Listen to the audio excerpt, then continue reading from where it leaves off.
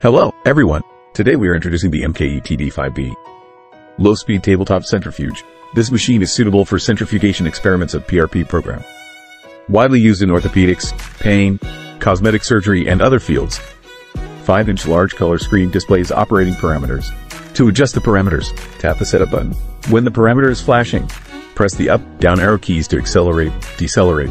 There are 10 speeds. The lower the number, the faster the speed. Green is the start button. Red is the stop button. Orange is the door open key. The max capacity supported by this machine is 4 SFQs with 100 milliliters injection syringe or PRP tube. Before centrifugation, sample tubes are placed symmetrically into the tube sleeve in equal amounts. When there are insufficient sample tubes for centrifugation, they should be symmetrically placed within the rotor to ensure the centrifugation effect. Remove the pendulum sleeve first.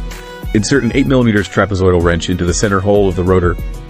Loosen the locking nut in the counterclockwise direction. Take out the steel rotor. Put the rotor in the vertical direction of the bearing. Put on the electric ring. Tighten the nut manually. Then use a 19mm open end wrench. Reinforcement in clockwise direction. Tighten the nut.